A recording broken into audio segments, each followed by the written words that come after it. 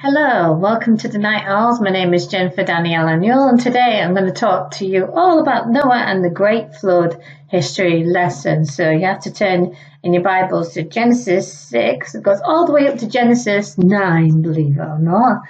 And it starts off like this. The number of people on earth began to grow. Daughters were born to these people. The sons of God saw that these girls were beautiful, and they married any of them they chose. The Lord said, "My spirit will not remain in human beings forever. This is because they are flesh. They will live only 120 years. The Nephilim were on the earth in those days and also later. That was when the sons of God had sexual relations with the daughters of men. These women gave birth to children who became famous. They were mighty warriors of long ago. The Lord saw that the human beings on the earth were very wicked. He also saw that their thoughts were only about evil all the time. The Lord was sorry he had made human beings on the earth. His heart was filled with pain. So the Lord said, I will destroy all human beings that I made on the earth, and I will destroy every animal and everything that crawls on the earth. I will also destroy the birds of the air. This is because I am sorry that I have made them. But Noah pleased the Lord. This is the family history of Noah. Noah was a good man. He was the most innocent man of his time. He walked with God. Noah had 3 sons, Shem, Ham, and Japheth. People on earth did what God said was evil. Violence was everywhere, and God saw this evil. All people on the earth did only evil. So God said to Noah, people have made the earth full of violence, so destroy all people from the earth. Build a boat of cypress wood for yourself. Make rooms in it and cover it inside and outside with tar. This is how big I want you to build a boat: 140 meters long, 23 meters wide, and 13.5 meters high. Make an opening around the top of the boat. Make it 0.5 meters high from the edge of the roof down. Put a door in the side of the boat. Make an upper, middle, and lower deck in it. I will bring a flood of water on the earth. I will destroy all living things that live under the sky. This includes everything that has the breath of life, everything on the earth that will die. But I'll make an agreement with you. You, your sons, your wife, and your sons' wives will all go into the boat. Also, you must bring into the boat 2 of every living thing, male and female. Keep them alive with you. There will be 2 of every kind of bird, animal, crawling thing. They will come to you to be kept alive. Also, gather some of every kind of food. Store it on the boat as food for you and the animals. Noah did everything that God commanded him. Then the Lord said to Noah, I have seen that you are the best man among the people this time. So you and your family go into the boat. Take with you 7 pairs, each male with its female, of every kind of clean animal, and take 1 pair, each male with its female, of every kind of unclean animal. Take 7 pairs of all the birds of the sky, each male with its female. This will allow all these animals to continue living on the earth after the flood. 7 days from now, I will send rain on the earth. It will rain 40 days and 40 nights. I will destroy from the earth every living thing that I made. Noah did everything that the Lord commanded him. Noah was 600 years old when the flood came. He and his wife and his sons and their wives went into the boat.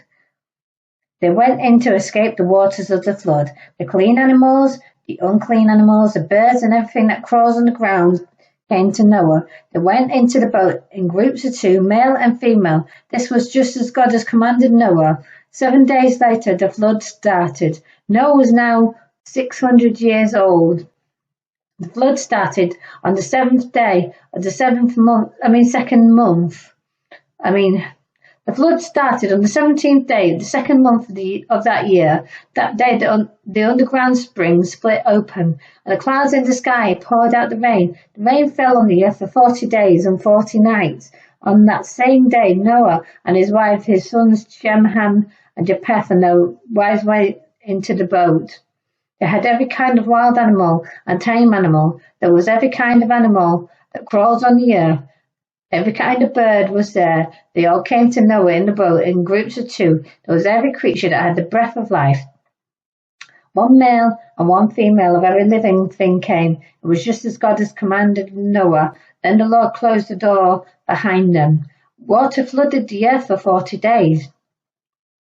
As the waters rose, it lifted the boat off the ground. The water continued to rise, and the boat floated on the water above the earth.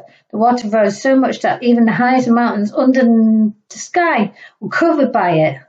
The water continued to rise until it was more than 6.9 meters above the mountains.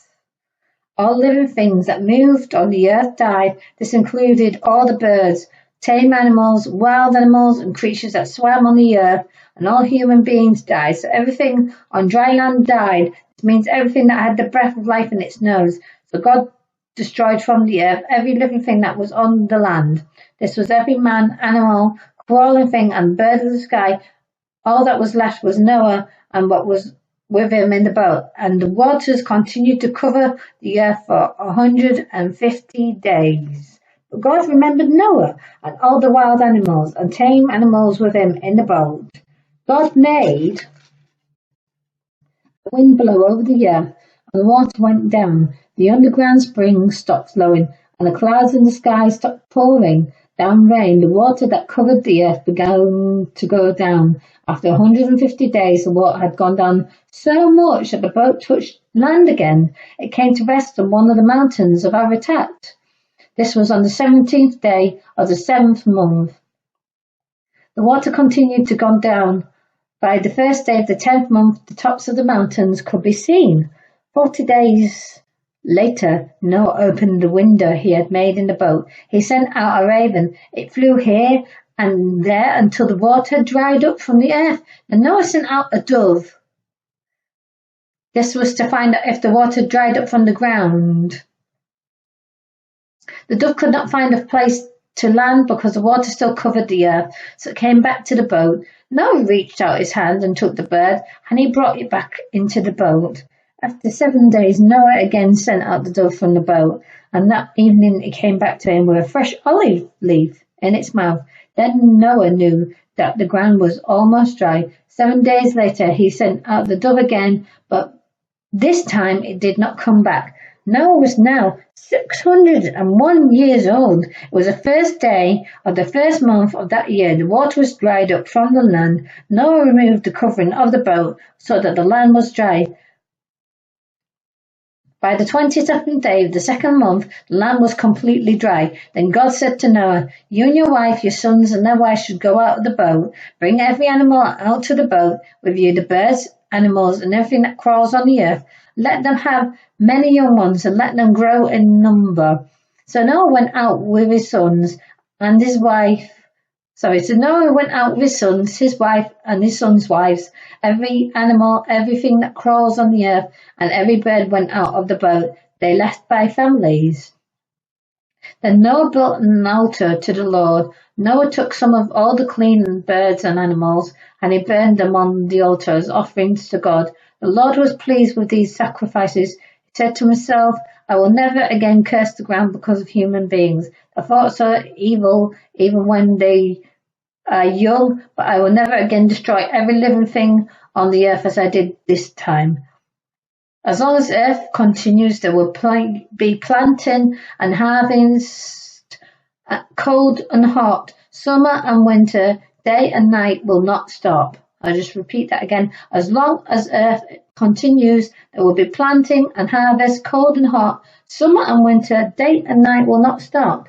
Then God blessed Noah and his sons. He said to them, "Have many children, grow in number and fill the earth. Every animal on earth and every bird in the sky will respect and fear you. So will every animal that crawls on the ground and every fish in the sea respect and fear you. I have given them to you. Everything that moves, everything that is alive is yours for food. Earlier I gave you the green plants, and now I give you everything for food. But you must not eat meat that still has blood in it, because blood gives life. I will demand your blood for lives. That is, I will demand the life of any animal that kills a person. I will demand the life of anyone who takes another person's life.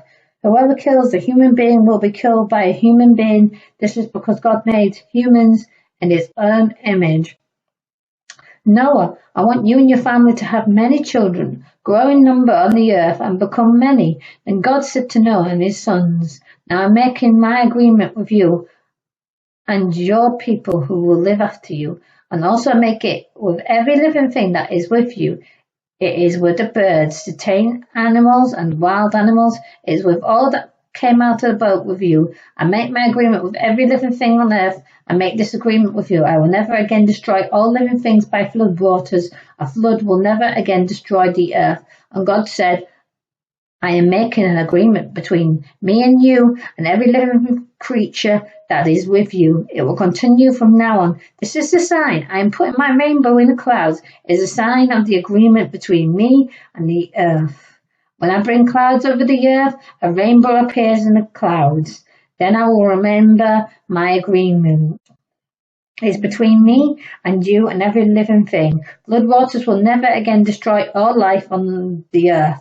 When the rainbow appears in the clouds, I will see it. Then I will remember the agreement that continues forever. It is between me and every living thing on the earth. So God said to Noah, that rainbow is a sign. It is a sign of the agreement that I made with all living things on earth. And that's the end of the reading from the Bible. But I've got some more to tell you. Just hang on one moment while I find my notes. So just find my notes quickly for you. I know it's here somewhere. Okay.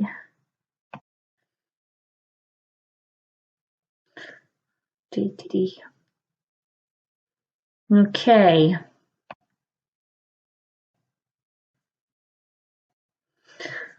So basically the conclusions, as mostly, men were constantly evil and was destroying themselves. So God chose to give man a new start through Noah, because he was the one found to be the best of his time. He was found to be following God.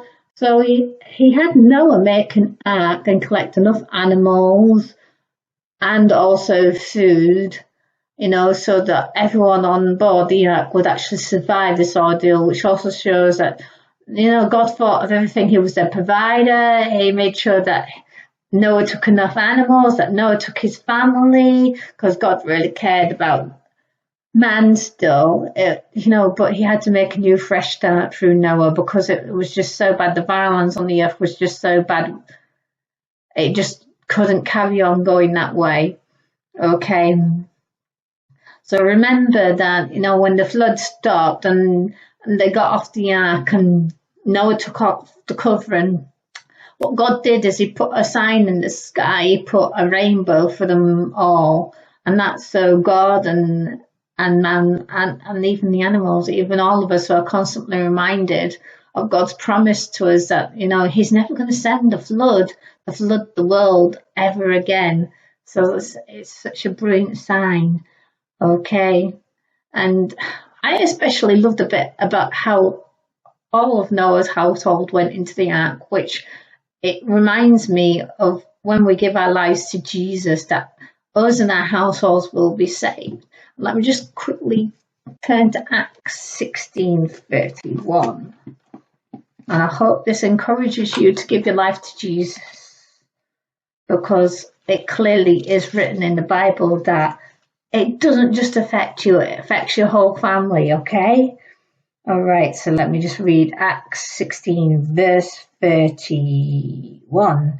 And they said to him, believe in the Lord Jesus and you will be saved, you and all the people in your house. So isn't that amazing news for you? And the kind of thing that you're going to get saved from is obviously from your slavery to sin, which is all the things that you do wrong, and you'll go to heaven. All right, you go to heaven. You won't go to hell, because there's two places that you can go at the end of this lifetime. There's either heaven or hell, and you'll get saved from hell, and you'll go to heaven, you and your whole household. So isn't that amazing that when you give your life to Jesus, it doesn't just affect you, but it affects your whole household, because of that one promise in the Bible that I just quoted to you. Okay, so I really want that to encourage you today, even if you're already a Christian, that it encourages you, that it builds you up. If you've got husbands or sons or daughters that haven't given their lives to Jesus yet, just trust in the Lord, because he will fulfill his promise. He will get them to that point where they're ready for God and they're ready for Jesus. and they will be saved. Okay, you look at the history lesson of the flood, and that's what it teaches to all of us, that us and our households are saved, all because of what God did for us. Isn't that great? Thank you for listening. Bye.